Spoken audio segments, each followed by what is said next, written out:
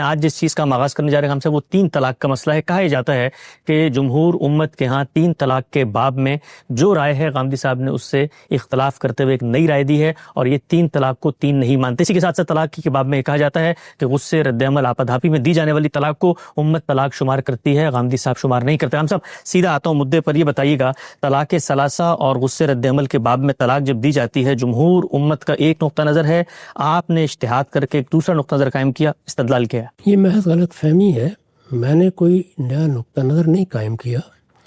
اس میں سب سے پہلے رسالت مآب صلی اللہ علیہ وسلم نے اجتہاد فرمایا۔ اچھا۔ اس کے بعد سیدنا عمر نے اپنے زمانہ خلافت کے دوسرے سال ایک دوسرا اجتہاد کیا۔ ہمارے ہاں اس دوسرے اجتہاد کو قبول عام حاصل ہوا ہے، چنانچہ ائمہ فقہ بالعموم اسی کو بنیاد بنا کر 3 طلاق کے مسئلے سے متعلق اپنا فتویٰ دیتے ہیں۔ میں نے اس دوسری رائے سے اختلاف کیا ہے۔ اچھا۔ اختلاف کس پہلو سے کیا ہے؟ ایک اس پہلو سے کہ سیدنا عمر نے کیا کیا تھا اس کو سمجھنے میں غلطی لگی ہے، اور دوسرے یہ کہ سیدنا عمر نے جو کچھ بھی کیا تھا اس کا نتیجہ اچھا نہیں نکلا۔ تجربے نے ثابت کر دیا ہے کہ وہ اجتہاد مسلمانوں کی جمعیت کے لیے ان کے احوال کے پیش نظر موزوں نہیں تھا، چنانچہ ہمیں رسالت مآب کے اجتہاد کی طرف لوٹ جانا چاہیے۔ اچھا۔ یہ میرے موقف کا خلاصہ ہے۔ میں آپ کے سامنے میزان سے وہ ساری بحث رکھ دیتا ہوں جہاں میں نے اپنا یہ نقطہ نظر بیان کیا ہے، اس سے واضح ہو جائے گا کہ میں کیا کہہ رہا ہوں۔ میں نے لکھا ہے یہ طلاق کا صحیح طریقہ ہے۔ کیا مطلب؟ یعنی اس سے پیچھے طلاق کا وہ طریقہ بیان ہوا ہے جو اللہ تعالیٰ نے ہمارے لیے اپنی ہدایت کے طور پر نازل فرمایا۔ طلاق کس طرح دی جائے گی، اس میں ابتدا کہاں سے ہوگی، خاتمہ کہاں ہوگا، اس پورے طریقے کی میں نے اس جملے سے پہلے جو کچھ لکھا ہے اس میں وضاحت کی ہے۔ اس کے بعد میں نے لکھا ہے یہ طلاق کا صحیح طریقہ ہے، یعنی جو میں نے اوپر بیان کر دیا۔ اگر کوئی شخص اس کے مطابق اپنی بیوی کو علیحدہ کرتا یا علیحدگی کا فیصلہ کر لینے کے بعد اس کی طرف مراجعت کرتا ہے، رجوع کرتا ہے، اسے لوٹا لیتا ہے، تو اس کے یہ فیصلے شرعاً نافذ ہو جائیں گے، یعنی طلاق ہو جائے گی۔ شریعت کی روح سے اس طلاق کو اب طلاق مانا جائے گا، شرعاً نافذ ہو جائیں گے۔ اس میں دیکھیے لفظ بہت اہم ہے، ہو جائیں گے، یعنی اللہ کی شریعت میں ایک طریقہ مقرر کیا گیا تھا، کسی شخص نے حرف بحرف اس کی پابندی کرتے ہوئے طلاق دی ہے، اس نے کسی جگہ کوئی خلاف ورزی نہیں کی۔ اب نہ یہ میرے لیے ممکن ہے کہ میں اس میں کوئی دوسری رائے قائم کروں، نہ آپ کے لیے ممکن ہے۔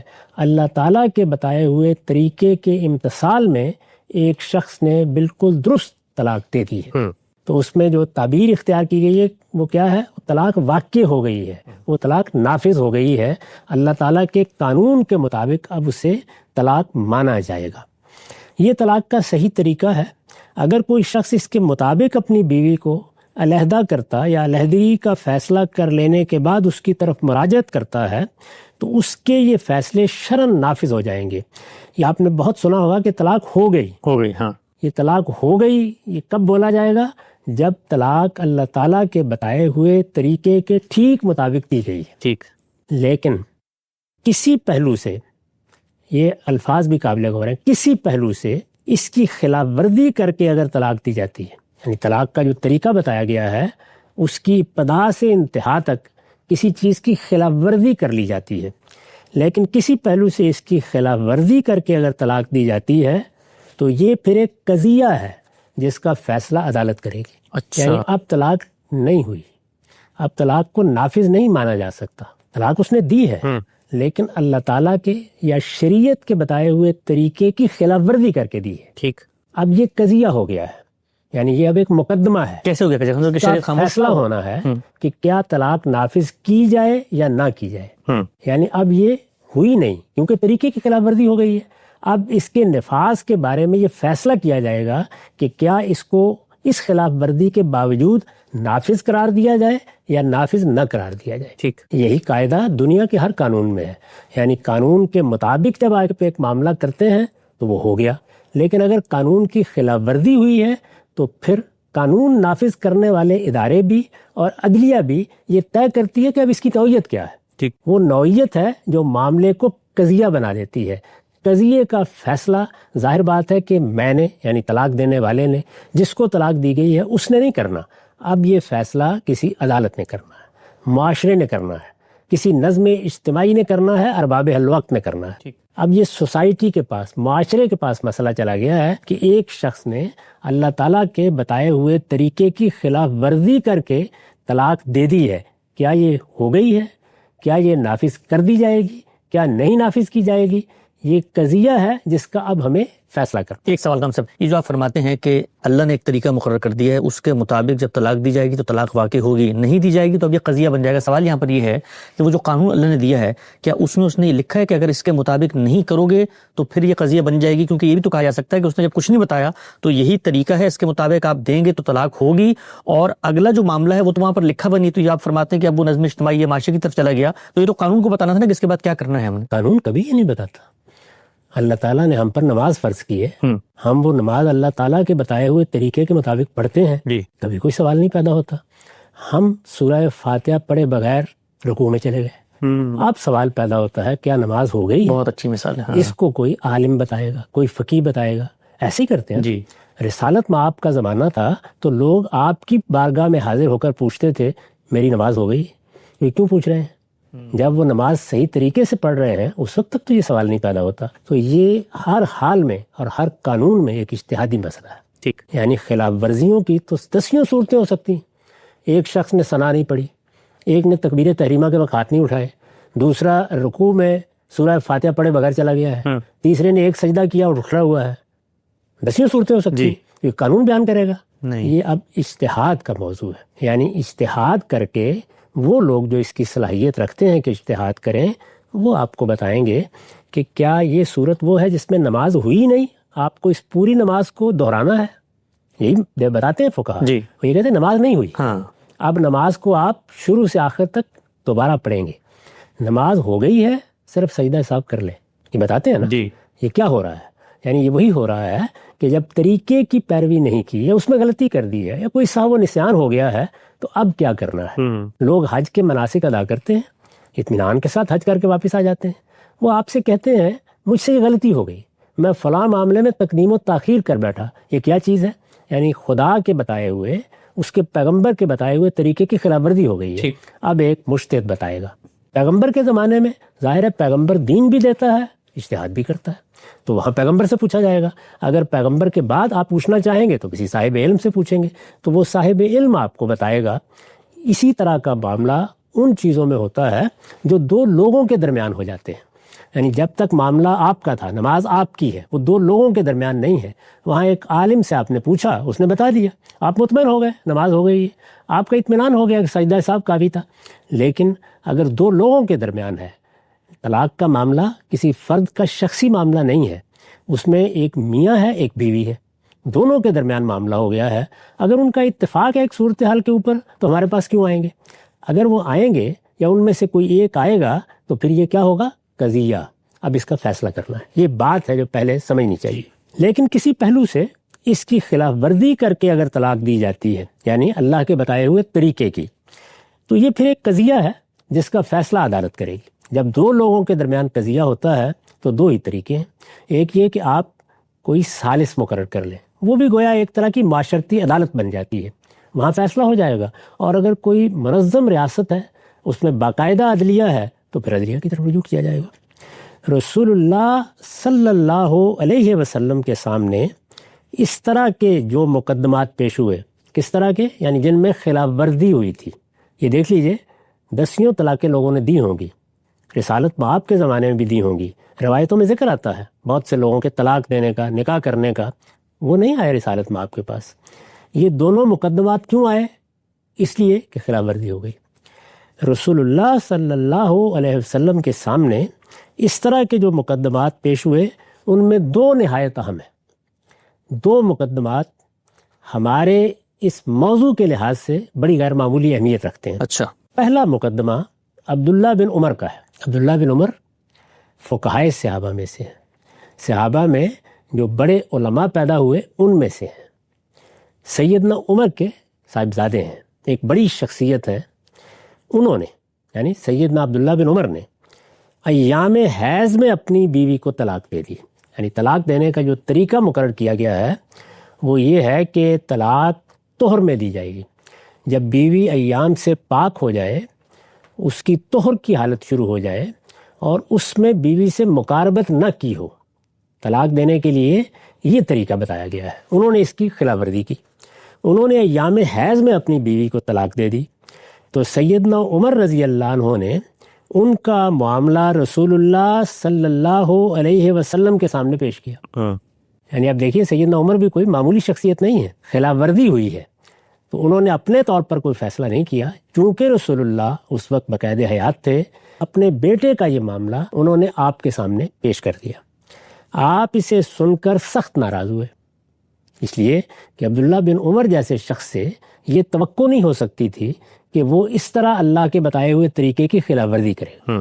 آپ اسے سن کر سخت ناراض ہوئے اور فرمایا اسے حکم دو کہ رجوع کرے، یعنی آپ نے اس طلاق کو نافذ کرنے سے انکار کر دیا، اسے حکم دو کہ رجوع کرے، پھر اسے یعنی اپنی بیوی کو اپنی زوجیت میں روکے رکھے یہاں تک کہ وہ پاک ہو، یعنی اس کی ایام گزر جائے، ایام میں طلاق دے دیے، یہاں تک کہ وہ پاک ہو، پھر حیض آئے، پھر پاک ہو، اس کے بعد چاہے تو روک لے اور چاہے تو ملاقات سے پہلے طلاق دے دے۔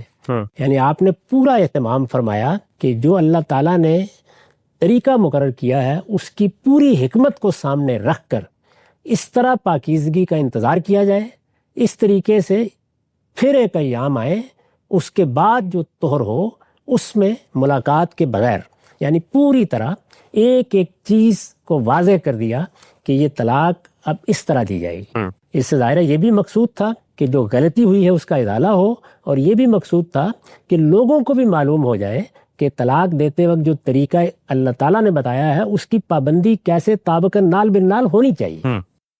اس لیے آپ نے فرمایا اس لیے کہ یہی اس عدت کی ابتدا ہے، یعنی اللہ تعالیٰ نے سورہ طلاق میں کہا ہے عورتوں کو عدت کا لحاظ کر کے طلاق دو، آپ نے یہ بتایا کہ عدت کی ابتدا ہی طہر سے کرنی ہے، یعنی طہر میں طلاق دینی ہے، اس کے بعد 3 حیض پورے گنے جائیں گے، ورنہ عدت کی ابتدا ہی نہیں ہو سکتی، اس لیے کہ یہی اس عدت کی ابتدا ہے جس کے لحاظ سے اللہ تعالیٰ نے عورتوں کو طلاق دینے کی ہدایت فرمائی ہے۔ یہ پہلے مقدمے میں رسالت مآب صلی اللہ علیہ وسلم کا فیصلہ ہے۔ اچھا، دوسرا مقدمہ رکانہ بن عبد یزید کا ہے۔ روایتوں کو جمع کرنے سے واقعے کی جو صورت سامنے آتی ہے وہ یہ ہے کہ انہوں نے اپنی بیوی کو اکٹھی 3 طلاقیں دے دی۔ پہلے مقدمے میں کیا خلاف ورزی ہوئی تھی؟ ایام میں طلاق دے دی۔ دوسرے مقدمے میں یہ خلاف ورزی سامنے آئی کہ اکٹھی 3 طلاقیں دے دی ہیں، یعنی اللہ تعالیٰ نے ایک رشتہ نکاح میں 3 مرتبہ طلاق دینے کا حق دیا ہے۔ 2 مرتبہ طلاق دی ہے وہ لوٹائی جا سکتی ہے، بیوی اسی طرح رہے گی، عدت میں رجوع۔ لیکن اگر ایک رشتہ نکاح میں ایک طلاق دی، رجوع کر لیا، پھر کبھی کوئی معاملہ ہوا 2 سال 4 سال بعد دوسری طلاق دی، رجوع کر لیا، پھر 10-15 سال گزرے، پھر طلاق دی، اب رجوع نہیں ہو سکتا۔ تو یہ 3 طلاق ہے۔ یہ بات کہ آدمی ایک ہی وقت میں یہ کہہ دے میں نے 3 طلاق دے دی، یہ اس طریقے کی خلاف ورزی ہے۔ اللہ تعالیٰ نے 3 طلاق کا حق اس طرح نہیں دیا۔ وہ یہ ہے، دوسرا مقدمہ رکانہ بن عبد یزید کا ہے۔ روایتوں کو جمع کرنے سے واقعے کی جو صورت سامنے آتی ہے وہ یہ ہے کہ انہوں نے اپنی بیوی کو اکٹھی 3 طلاقیں دے دی۔ یہی غلطی ہے جو کی جاتی ہے، اسی کے بارے میں آپ نے سوال کیا ہے۔ پھر نادم ہوئے، یعنی صحابہ کو معلوم تھا کہ یہ خلاف ورزی ہو گئی، اس لیے نادم ہوئے، انہیں احساس ہوا کہ میں غصے کی حالت میں یا اشتعال میں آ کر ایک غلط کام کر بیٹھا ہوں۔ پھر نادم ہوئے اور اپنا معاملہ حضور صلی اللہ علیہ وسلم کی خدمت میں پیش کیا۔ آپ نے پوچھا طلاق کس طرح دی ہے، یعنی یہ سوال کیا۔ ہمارے یہاں جب آپ کہتے ہیں میں نے 3 طلاق دے دی تو آپ ارادہ نہیں پوچھتے، طریقہ نہیں پوچھتے، کچھ نہیں پوچھتے۔ رسول اللہ صلی اللہ علیہ وسلم نے پوچھا طلاق کس طرح دی ہے، انہوں نے عرض کیا ایک ہی وقت میں بیوی کو 3 طلاق دے بیٹھا ہوں۔ آپ نے فرمایا ارادہ کیا تھا؟ یعنی یہ وہ چیز نہیں ہے جس میں فیل ہو گیا ہے، اس میں الفاظ زبان سے ادا کیے جاتے ہیں۔ وہ جرائم جن میں کوئی شخص زبان سے کوئی لفظ ادا کرتا ہے اس میں نیت اور ارادے کا پوچھنا ضروری ہے۔ انہوں نے عرض کیا ایک ہی وقت میں بیوی کو 3 طلاق دے بیٹھا ہوں، آپ نے فرمایا ارادہ کیا تھا؟ انہوں نے عرض کیا کہ ارادہ تو ایک ہی طلاق دینے کا تھا۔ آپ نے قسم دے کر پوچھا اور انہوں نے قسم کھا لی، یعنی یہ بات کہ تم درست کہہ رہے ہو، اللہ کو حاضر ناظر جان کر بتاؤ تمہارا یہی ارادہ تھا۔ ارادہ چونکہ ایک باطنی چیز ہے تو اس لیے آپ نے اس پر ان کو قسم دی۔ آپ نے قسم دے کر پوچھا اور انہوں نے قسم کھا لی، تو آپ نے فرمایا یہ بات ہے تو رجوع کر لو، یہ ایک ہی طلاق ہوئی ہے۔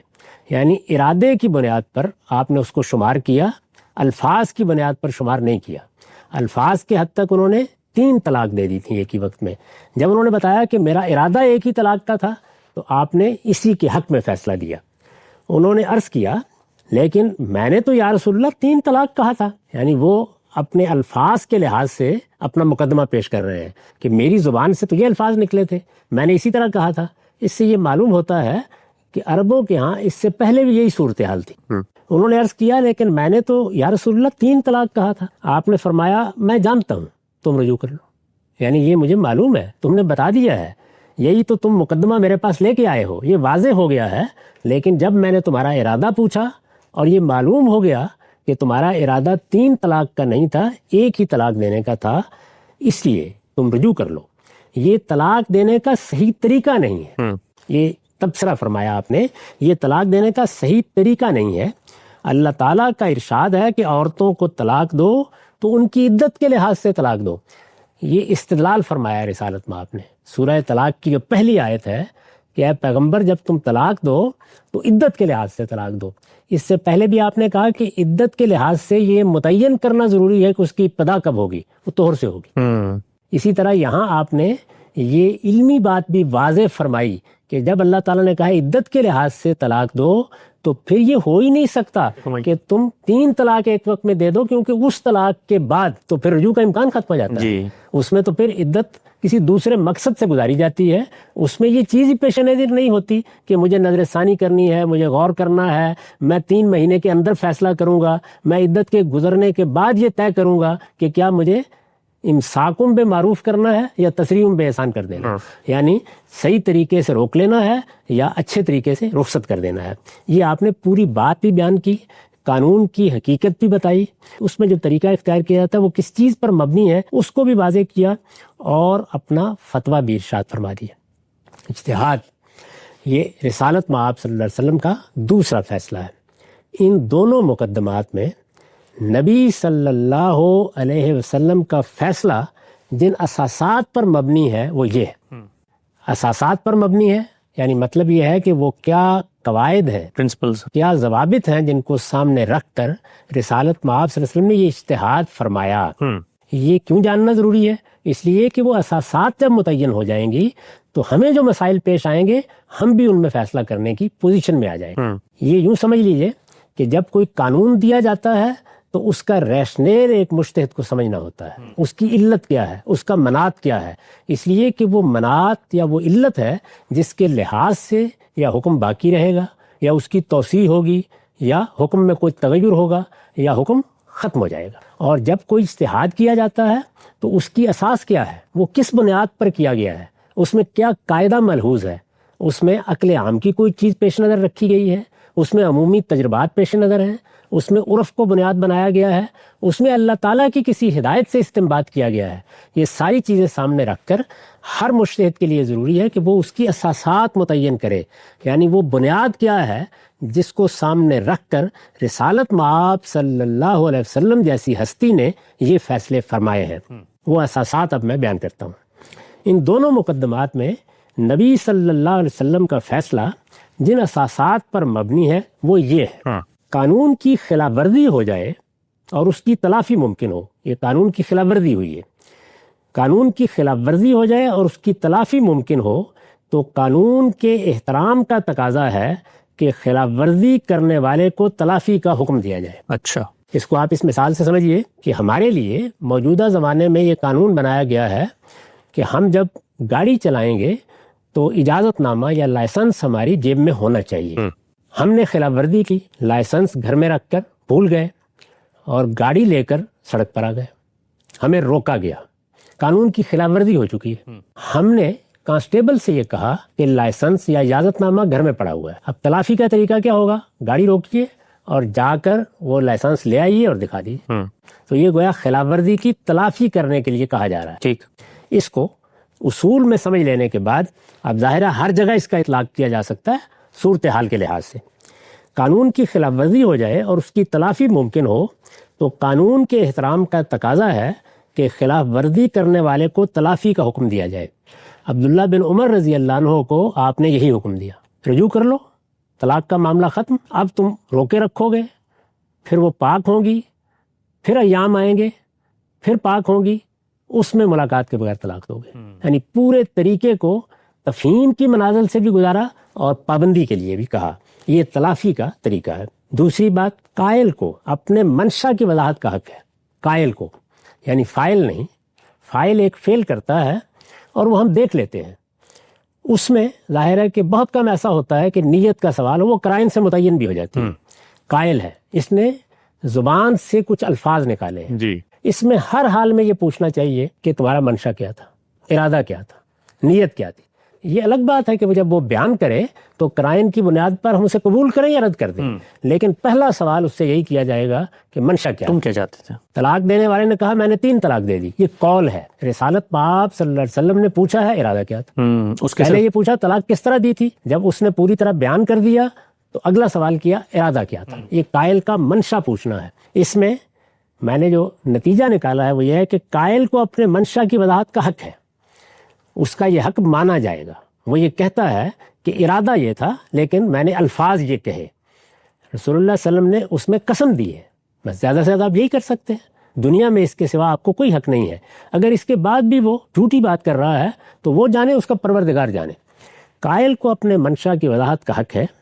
وہ اگر یہ کہتا ہے کہ فلاں بات مجھ سے بلا ارادہ یا ارادہ و اختیار کے کسی وجہ سے سلب ہو جانے کے باعث صادر ہوئی ہے. بلا ارادہ میں نے 3 طلاق کہہ دیا، میں غصے میں تھا، میرا ارادہ ہی اس وقت سلب ہو چکا تھا. اماں اصرار کر رہی تھی، بیوی بعض اوقات غصے میں اصرار کرتی ہے، اس نے کوئی سبب بیان کیا کہ یہ وجہ ہوئی، میں نے 3 طلاق کے الفاظ کہہ دیے. رد عمل کی اس کیفیت میں سنبھال نہیں سکا اپنے آپ کو، ورنہ میرا ارادہ نہیں تھا. وہ اگر یہ کہتا ہے کہ فلاں وہ بات مجھ سے بلا ارادہ یا ارادہ و اختیار کے کسی وجہ سے سلب ہو جانے کے باعث صادر ہوئی ہے تو اس کی یہ وضاحت تسلیم کی جا سکتی ہے.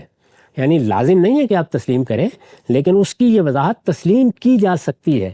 اس کے جواب میں یہ نہیں کہا جائے گا کہ اب جو وضاحت تم چاہے کرتے رہو، یہ قابل تسلیم ہی نہیں ہے، 3 طلاق ہو چکی ہے. اس کی یہ وضاحت تسلیم کی جا سکتی ہے اس لیے کہ اس کے سچے ہونے کا پورا امکان ہے. اور جب الفاظ کہے گئے ہیں تو ارادہ پوچھنا ضروری ہے، اور ارادہ جب اس نے بتا دیا تو قرائن اگر اس کے خلاف نہیں ہے تو مان لینا چاہیے. 3 طلاق کے الفاظ، یہ تیسری بات ہے. 3 طلاق کے الفاظ بیان عدد کے لیے بھی بولے جا سکتے ہیں. یعنی جب اس نے کہا 3 طلاق تو فی الواقع اس کے پیش نظر وہی 3 طلاق تھیں جن کا حق اللہ تعالیٰ نے ایک رشتے میں دیا ہے. یہ بیان عدد ہے. 3 طلاق کے الفاظ بیان عدد کے لیے بھی بولے جا سکتے ہیں اور فیصلے کی سختی، اتمام اور قطعیت ظاہر کرنے کے لیے بھی. یعنی بعض اوقات جیسے ہم بولتے ہیں نا، میں نے تمہیں 10 مرتبہ یہ بات کہی ہے، آپ دیکھیں یہ 10 مرتبہ سے 10 مرتبہ مراد ہی نہیں ہوتا. اسی طرح سے 3 طلاق کا معاملہ بھی ہمارے معاشرے میں یہی ہو گیا ہے. معلوم ہوتا ہے اس وقت بھی عربوں کے یہی ہو چکا تھا کہ غصے میں آ گئے، اشتعال میں آ گئے، سختی ظاہر کرنے کے لیے بس میں نے آخری فیصلہ کر لیا ہے، 3 طلاق کے الفاظ بول دیے جاتے تھے. تو یہ زبان سے استدلال ہے کہ بعض اوقات زبان میں ایک تعبیر ہوتی ہے، وہ تعبیر ظاہراً عدد کے لیے ہوتی ہے، حقیقتاً نہیں ہوتی. یعنی کبھی کبھی یہ جو 3، 10، 5 اس طرح کے الفاظ بولے جاتے ہیں، یہ کسی متعین عدد کو بیان نہیں کرتے بلکہ صرف یہ بتاتے ہیں کہ آخری درجے میں نے یہ کام کر ڈالا ہے. 3 طلاق کے الفاظ بیان عدد کے لیے بھی بولے جا سکتے ہیں اور فیصلے کی سختی، اتمام اور قطعیت ظاہر کرنے کے لیے بھی. یہ دونوں احتمالات، یعنی فی الواقع عدد پیش نظر تھا یا سختی پیش نظر تھی، یہ دونوں احتمالات چونکہ زبان و بیان کی روح سے بالکل یکساں ہیں، یعنی ہمارے ہاں بھی عام استعمال ہوتے ہیں، اس لیے قائل کی وضاحت اس معاملے میں بھی قابل قبول ہونی چاہیے۔ وہ اگر یہ کہتا ہے کہ میں نے تو محض اپنے فیصلے کی سختی ظاہر کرنے کے لیے یا میں نے خاتون کو تہدید کے لیے 3 طلاق کے الفاظ کہہ دیے تھے، تو اس کی یہ وضاحت بھی مان لینی چاہیے۔ ٹھیک، یہ ان فیصلوں کے اندر جو اساسات ہیں یا جو اصول کار فرما ہیں وہ میں نے بیان کر دیے ہیں۔ اس سے مقصود یہ ہے کہ جب اس طرح کا کوئی معاملہ ہمارے سامنے آئے تو ہم بھی یہ ساری چیزیں پوچھیں۔ اسی میں آپ کے دوسرے سوال کا بھی جواب ہے، یعنی جب اس نے ارادہ بتایا تو ارادہ پوچھنے کا مطلب ہی یہ ہے کہ اگر وہ کہتا ہے میں نے اشتعال میں کہا، اگر وہ کہتا ہے میں غصے میں تھا، تو اس کی یہ وضاحت قبول کرنی چاہیے، کیونکہ یہاں کی یہ بھی اصل میں قائل کے منشا کی وضاحت ہے جو اس نے کر دی ہے۔ جب ایک شخص یہ کہتا ہے کہ اماں میرے اوپر سختی کا تقاضا کرنے کے لیے کھڑی تھی، جب وہ کہتا ہے کہ اماں مجھے قریب کھڑے ہوئے مجبور کر رہی تھی، ظاہر ہے کہ اماں ایک بڑی ہستی ہے، یا بیوی نے مجھے اتنا اشتعال دلا دیا تھا، یا صورتحال ایک لڑائی یا جھگڑے میں اس جگہ تک پہنچ گئی تھی، وہ کیا کہہ رہا ہے؟ وہ اصل میں یہ بتا رہا ہے کہ میرا منشا کیا تھا لیکن الفاظ کیوں میری زبان سے اس سے مختلف نکلے۔ تو یہ قائل کے منشا ہی کی وضاحت ہے، اس کو قبول کیا جانا چاہیے۔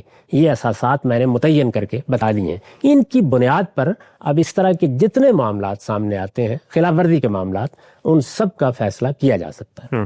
یہ اصل فیصلے کی وضاحت ہے، یعنی رسالت مآب کا فیصلہ، پہلے مقدمے میں بھی دوسرے مقدمے میں بھی۔ میں یہ کہتا ہوں کہ ہمیں یہی طریقہ اختیار کرنا چاہیے۔ ہمارے معاشرے میں لوگ دین سے زیادہ واقف نہیں ہوتے، ان کو پتہ ہی نہیں ہے کہ طلاق دینے کا صحیح طریقہ کیا ہے۔ وہ بالعموم سنے سنائے طریقے سے یہ خیال کر کے کہ طلاق اسی طرح ہوتی ہے کہ 3 طلاق کہا جائے، طلاق دے دیتے ہیں۔ وہ اشتعال میں آ کے طلاق دے دیتے ہیں، وہ غصے میں اس طرح کے الفاظ کہہ دیتے ہیں۔ ان کے ہاں بعض اوقات میں تمہیں طلاق دیتا ہوں یہ ایسے ہی ہے کہ جیسے آپ نے کسی کو دشنام کر دیا۔ یہ سب چیزیں چونکہ ہماری سوسائٹی میں معلوم ہیں، تجربے میں آتی ہیں، اس لیے ان کا لحاظ کر کے یہ تینوں قواعد سامنے رکھنے چاہیے، ان کا اطلاق کر کے فیصلہ کرنا چاہیے۔ عدالت نے فیصلہ کرنا ہے تو اسے بھی، اگر کوئی معاملہ خاندان کے سامنے آیا ہے تو خاندان کے بزرگوں کو بھی، کسی صاحب علم کے سامنے آیا ہے تو اس کو بھی اسی طرح فیصلہ کرنا چاہیے۔ میں نے جو کچھ پچھلے 25-30 سال میں کہا ہے وہ یہ ہے، یعنی رسالت مآب صلی اللہ علیہ وسلم کا اجتہاد ہے۔ اس اجتہاد کو میں نے سمجھنے کی کوشش کی ہے اور یہ بتایا ہے کہ ہمیں سیدنا عمر کے اجتہاد کے بجائے رسالت مآب صلی اللہ علیہ وسلم کے طریقے کی طرف لوٹ جانا چاہیے اور اسی طریقے سے ہر طلاق کے معاملے کا فیصلہ کرنا چاہیے، یعنی جب اس کی خلاف ورزی ہو جائے، جب اللہ کے بتائے ہوئے طریقے کی خلاف ورزی کر کے طلاق دی جائے تو رسول اللہ نے جو طریقہ اختیار کیا وہ طریقہ ہی اختیار کرنا چاہیے۔ اس سے یہ واضح ہو جاتا ہے کہ میں نے کوئی نیا اجتہاد نہیں کیا، بلکہ اللہ کے آخری پیغمبر نے جس طریقے سے ان معاملات کو دیکھا، لوگوں کو توجہ دلائی ہے کہ اس میں آپ کے اسوہ حسنہ کو سامنے رہنا چاہیے، اسی میں خیر ہے۔ ہم نے دوسرے اجتہاد کی پیروی کر کے اپنے لیے ایسے مسائل پیدا کر لیے ہیں جس کا ازالہ ناممکن ہو جاتا ہے، بلکہ حلالے جیسی لعنت ہماری سوسائٹی میں آتی ہے۔ یہ میری پوری بات ہے۔ اب اس کے بعد یہ سوال پیدا ہوتا ہے کہ سیدنا عمر کا وہ اجتہاد کیا تھا، انہوں نے وہ کس بنیاد پر کیا، اس میں غلطی کیا ہے اور کیوں یہ ضروری ہے کہ اس کو تبدیل کر دیا جائے۔ اب آپ کا موقف بالکل واضح ہو گیا کہ جو کچھ آپ نے بیان کیا ہے آپ کے بقول وہ رسالت مآب صلی اللہ علیہ وسلم کے اجتہادات ہی کا بیان ہے، اس میں کوئی نئی منفرد بات نہیں کہی گئی۔ سیدنا عمر نے اس کے مقابل میں جو اجتہاد کیا اس کی بنیاد کیا تھی، اور خود گاندھی صاحب جو استدلال پیش کر رہے ہیں، جن روایتوں کو انہوں نے سامنے رکھا، ان کی صورتحال کیا ہے، اس سب پر تنقیدی سوالات ہم سب کی خدمت میں رکھیں گے۔ وقت یہاں پہ ختم ہوتا ہے، دوبارہ حاضر خدمت ہوگی، اب تک آپ کا بہت شکریہ۔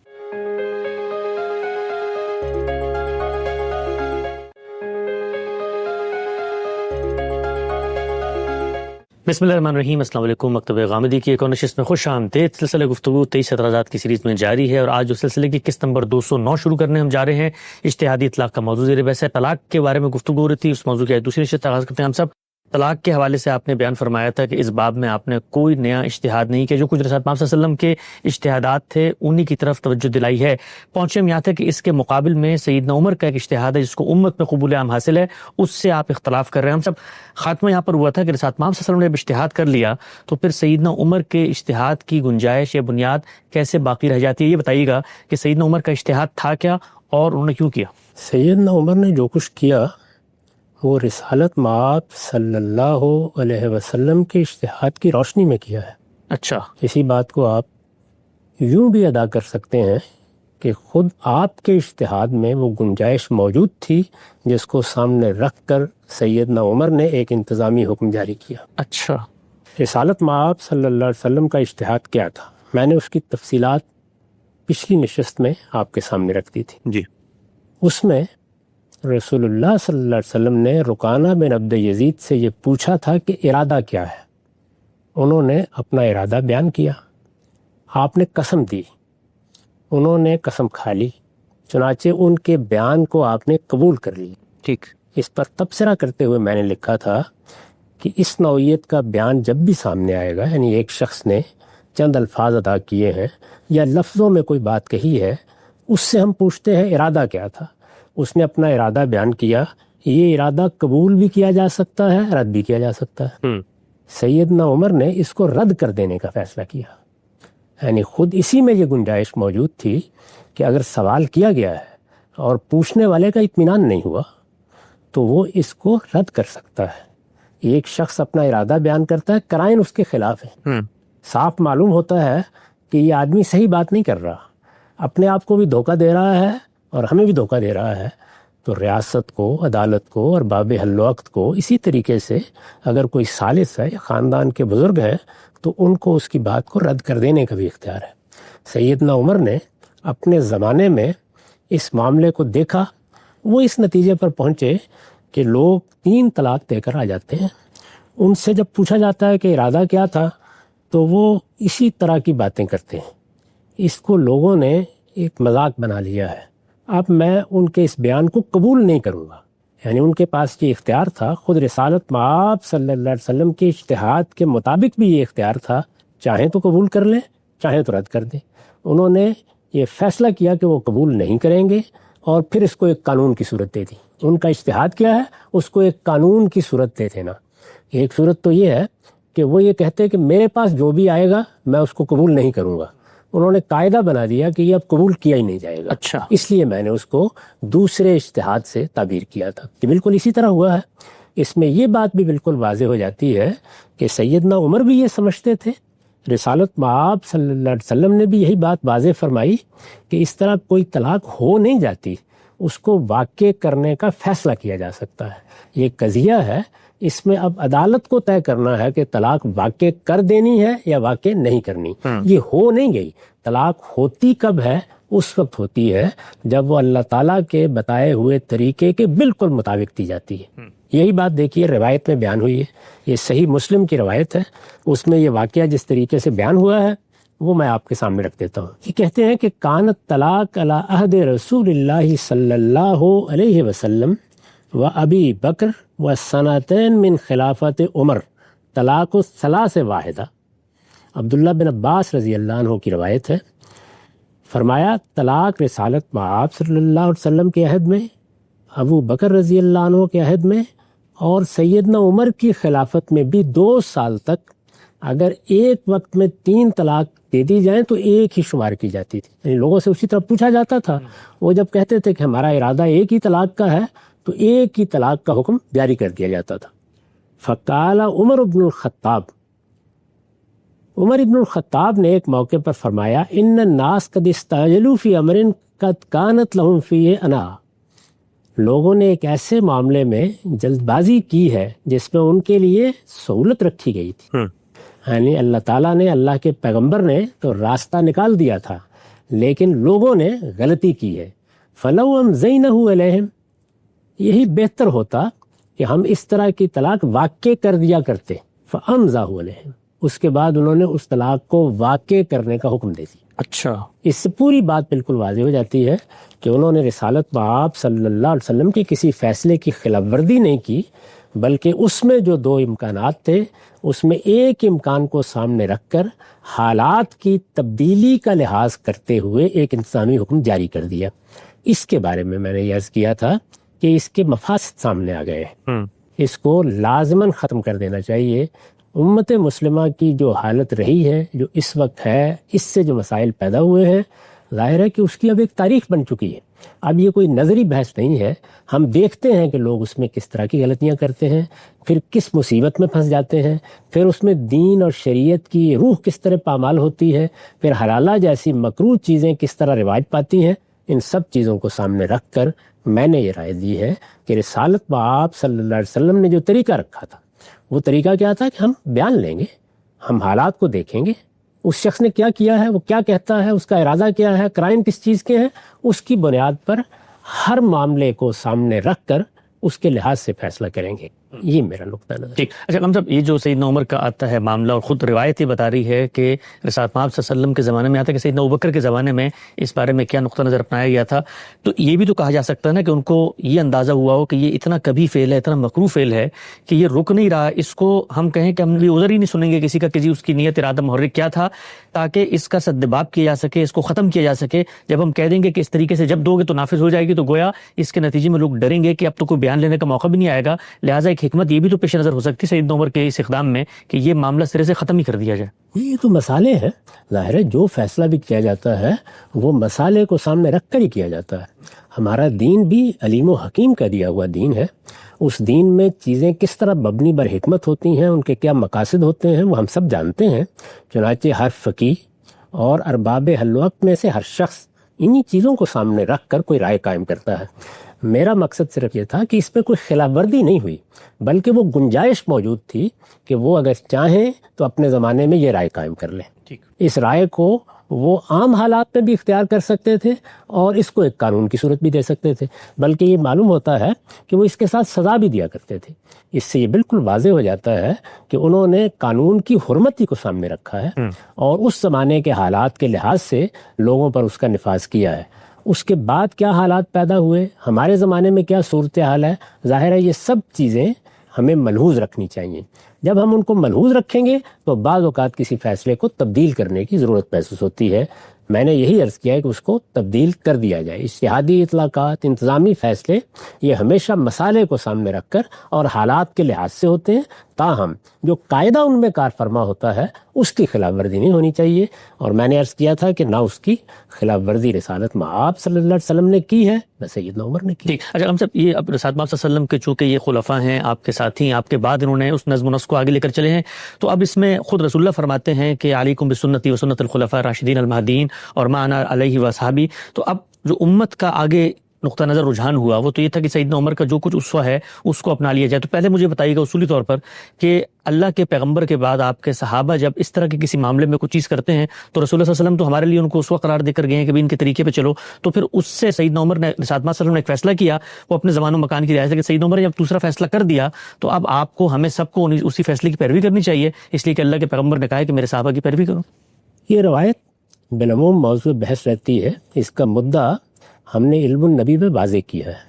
اس میں جو بات کہی گئی ہے وہ اس نوعیت کا کوئی موضوع زیر بحث ہی نہیں لا رہی. اچھا, وہ یہ بتا رہی ہے کہ امت میں جب ایک نظم قائم ہوتا ہے یا اس میں سیاسی معاملات زیر بحث آتے ہیں, اس میں لوگوں کے ساتھ کوئی معاملہ کرنے کی ضرورت پڑتی ہے, اس میں ایک طریقہ ایک اسوہ وجود میں آتا ہے. وہ اسوہ ہے جس کو خود ہمارے ہاں بعد میں منہاج نبوت کہا گیا.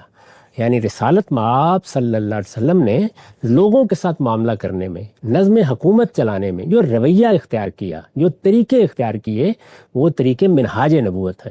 آپ کے بعد آپ کے خلفاء نے بھی وہی طریقے اختیار کیے, اسی وجہ سے ان کو خلفاء راشدین کہا جاتا ہے. تو وہاں سنت کا لفظ اس معنی میں استعمال ہوا ہے کہ جو لوگوں کے ساتھ معاملہ کرنے میں, سیاسی چیزوں کو دیکھنے میں, اس میں جو رویے مطلوب ہوتے ہیں انہیں اختیار کرنے میں میں نے طریقہ اختیار کیا ہے, اس کی پیروی کرو اور میرے خلفاء کے طریقے کی پیروی کرو. اس کے بعد وہ چیزیں آتی ہیں جن کا تعلق علمی اختلافات سے ہوتا ہے, اخلاقی اقدامات سے ہوتا ہے یا تدابیر سے ہوتا ہے. جی, ان سب چیزوں میں تنقید ہو سکتی ہے, اس سے اختلاف ہو سکتا ہے, اس لیے کہ علمی معاملات میں بناء استدلال دیکھی جاتی ہے. ٹھیک. علمی معاملات میں یہ دیکھا جاتا ہے کہ اگر خلیفہ راشد نے بھی کوئی حکم دیا ہے تو اس کی بنیاد کیا ہے, قرآن میں کیا بنیاد ہے, سنت میں کیا بنیاد ہے, علم و عقل کے مسلمات میں کیا بنیاد ہے. اس بنیاد سے کوئی شخص اتفاق کر سکتا ہے, کوئی اختلاف کر سکتا ہے, اور اس امت میں یہ اتفاق و اختلاف ہوا ہے.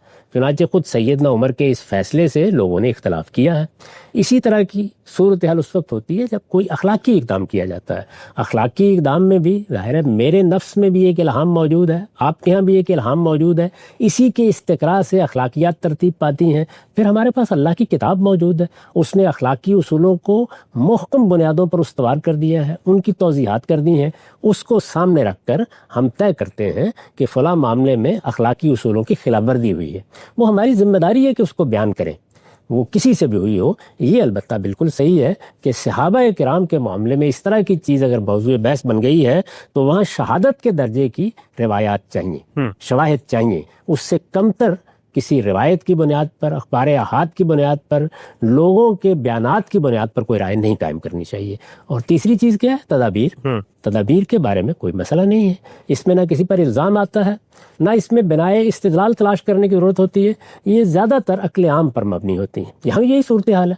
انہوں نے اندازہ لگایا, یہ طے کرنے کی صحیح کی کہ اس میں لوگوں کے ساتھ کیا معاملہ کرنا چاہیے. اس میں جس چیز کو قرین مصلحت دیکھا فیصلہ کر دیا. مسالے ہمارے سامنے اپنے نتائج کے ساتھ آ جاتے ہیں, چنانچہ اس میں اگر کوئی چیز غلط واضح ہو گئی ہے تو اس کو فوراً تبدیل کر لینا چاہیے. نقطہ بالکل واضح ہو گیا, آگے بڑھاتے ہیں. اچھا غلام صاحب, یہ جو سیدنا عمر کا اجتہاد تھا جس کو پوری امت میں قبول عام حاصل ہوا, کہا جاتا ہے کہ یہ جمہور علماء فقہا کا موقف ہے, تو آپ سے پہلے بھی کیا کسی نے سیدنا عمر کے اس اجتہاد سے اختلاف کی جسارت کی ہے, یا کوئی امت کے اندر ایسا زاویہ بھی رہا ہے کہ رسول اللہ صلی اللہ علیہ وسلم کا جو اجتہاد تھا اسی کی طرف ہمیں لوٹنا چاہیے, گویا 3 طلاق کو 3 نہیں بلکہ ایک ہی تسلیم کرنا چاہیے, یعنی بیان کی اہمیت ہونی چاہیے, بندہ بتائے کہ اس کے پیش نظر کیا تھا؟ اس پر بڑی تفصیلی بحث خود امام ابن تیمیہ نے کی ہے. اچھا, چنانچہ انہی کی رائے پر ہمارے ہاں بھی اہل حدیث حضرات ایک ہی طلاق قرار دیتے ہیں. یہ ایسی کوئی نادر چیز نہیں ہے, میں نے اس کا ریشنل متعین کر کے بتایا ہے. یہ واضح کیا ہے کہ اس میں رسالت مآب کے فیصلے میں خود اس نقطہ نظر کی گنجائش موجود تھی, اور یہ واضح کیا ہے کہ اس میں یہ بھی لازم نہیں ہے کہ ایک طلاق واقع کی جائے. اس کو بھی دیکھا جائے گا ارادہ کیا تھا, اس کے قرائن کیا ہیں, اس میں قبول بھی کیا جا سکتا ہے اور رد بھی کیا جا سکتا ہے. ٹھیک, آگے بڑھاتے ہیں سلسلہ گفتگو کو. اچھا ہم سے اپنے ساتھ آپ صلی اللہ علیہ وسلم کا جو اجتہاد تھا اس کے جو نظائر آپ نے شواہد پیش کیے, اس کے اوپر چند متعین سوالات میں جو مقابل کا نقطہ نظر ہے اس کی روشنی میں رکھتا ہوں. سیدنا ابن عمر کا جو آپ نے بتایا تھا کہ جب انہوں نے طلاق دی تو رسول اللہ صلی اللہ علیہ وسلم نے خلاف ورزی پر لوٹانے کا حکم دیا. خود ابن عمر رضی اللہ تعالیٰ عنہ کا ایک اثر ہے, وہ روایتوں میں نقل بھی ہوا ہے کہ ان سے جب صحابہ نے پوچھا کہ آپ نے لوٹا لی تو وہ جو طلاق دی تھی اس کے بارے میں آپ نے کیا کیا, تو انہوں نے کہا میں نے اس کو شمار کر لیا. بعض جگہ پہ آتا ہے شمار کر لیا, بعض جگہ پہ صراحت نہیں ہے. سوال آپ کی خدمت میں یہ ہے, اگر اللہ کے پیغمبر کے اجتہادی نقطہ نظر کی روح سے خلاف ورزی کر کے اگر طلاق دی جائے, اس کو لوٹایا جائے گا, تو لوٹانے کے باوجود سیدنا ابن عمر تو کہہ رہے ہیں میں نے اس کو شمار کر لیا, کوئی طلاق تو واقع ہو گئی. یہ ان کا نقطہ نظر ہے, ظاہر حالات ان کے سامنے ہیں. وہ اگر یہ سمجھتے تھے کہ میں نے پختہ ارادے کے ساتھ طلاق دی تھی, میری طرف سے عزم ظاہر کر دیا گیا تھا, یہ ایک تکنیکی معاملہ ہے ایام میں طلاق دینا نہ دینا, اس وجہ سے یہاں شمار کرنا چاہیے. ان کی یہ رائے سنی جا سکتی ہے, اس پر غور کیا جا سکتا ہے. ہو سکتا ہے کسی معاملے میں آپ بھی یہی رائے قائم کریں. اس طرح کے معاملے میں علی الاطلاق چیزیں نہیں ہوتی, بلکہ دیکھا جاتا ہے کہ خلاف ورزی کی نوعیت کیا ہے. آخر نماز میں کوئی خلاف ورزی ہو جاتی ہے تو ہم دیکھتے ہیں کہ کیا ایسی خلاف ورزی ہوئی ہے جس میں نماز دہرانی چاہیے, کیا ایسی ہوئی ہے کہ نماز تو ہو گئی, سجدہ سہو کافی ہے. یہ سب کس بنیاد پر کیا جاتا ہے؟ یہ ظاہر ہے کہ کسی معاملے کی نوعیت دیکھ کے کیا جاتا ہے. 3 طلاق کا معاملہ زیادہ سنگین ہے. ایام میں طلاق دے دی, ارادہ بھی تھا, طلاق دینا ہی پیش نظر تھا, غلطی ہوئی ہے اور غلطی بھی اس نوعیت کی ہے. تو خود دیکھیے کہ حج کے معاملے میں رسالت مآب صلی اللہ علیہ وسلم نے تقدیم تاخیر کے بعض معاملات میں یہی رائے دی. تو اس وجہ سے یہ تو دیکھا جاتا ہے کہ معاملہ کیا ہے, نوعیت کیا ہے, اس میں کیا رائے قائم کرنی چاہیے.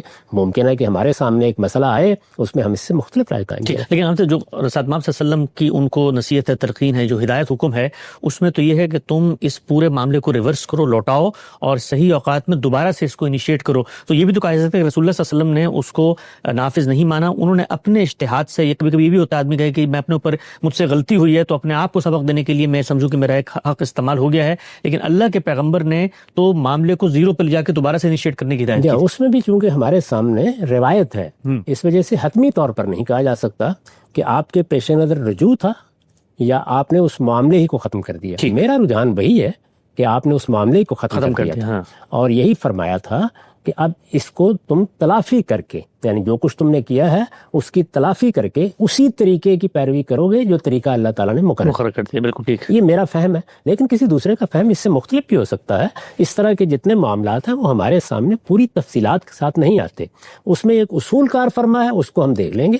تفصیلات میں کوئی اختلاف کرتا ہے تو کوئی حرج کی بات نہیں. آگے بڑھاتے ہیں سلسلہ گفتگو کو. اچھا ہم سے جو دوسرا اجتہاد یہاں زیر بحث آیا جس کو آپ نے پڑھ کے بھی سنایا، اور کانا بن عبد یزید کی جو روایت ہے طلاق ثلاثہ کے باب میں، اس روایت کی سند کے بارے میں بہت کچھ قیل و قال ہے. کہا جاتا ہے کہ جی بعض لوگوں نے تو اس کو ضعیف قرار دیا ہے، بعض لوگ حسن لغیرہ مطابعات اور شواہد کی روشنی میں اس کو شامل بھی کر لیتے ہیں. لیکن اتنی بڑی چیز اخذ کی جا رہی ہے اللہ کے پیغمبر کے ایک اجتہاد اور اسوہ سے، لیکن اس کی سند کے بارے میں تو بحث ہوتی ہے کہ وہ تو ثابت ہی نہیں ہو رہی. نہیں، یہ اتنی بڑی چیز نہیں ہے، یہ بالکل ایک اجتہادی اطلاق ہے. اس طرح کے معاملات عقلی اصولوں پر مبنی ہوتے ہیں. یہی وجہ ہے کہ میں نے اس کے بارے میں اپنی کتاب مقامات میں یہ صراحت کی ہے کہ اس طرح کی روایات جن میں کوئی انتظامی مسئلہ زیر بحث ہے، کوئی اجتہادی اطلاق زیر بحث ہے، ان کو ہم اگر ان کے ذوف کا ازالہ ہو جاتا ہے، کبھی تعدد طرق کی بنا پر، کبھی ایک عمومی رجحان کی بنا پر، کبھی بعض دوسرے قرائن کی بنیاد پر، اس طرح کی کچھ چیزیں اگر مل جاتی ہیں تو ان کو ہم اپنے اجتہاد یا اپنے فہم کی تائید میں نقل کر سکتے ہیں. ٹھیک. تائید میں نقل ہونا چاہیے.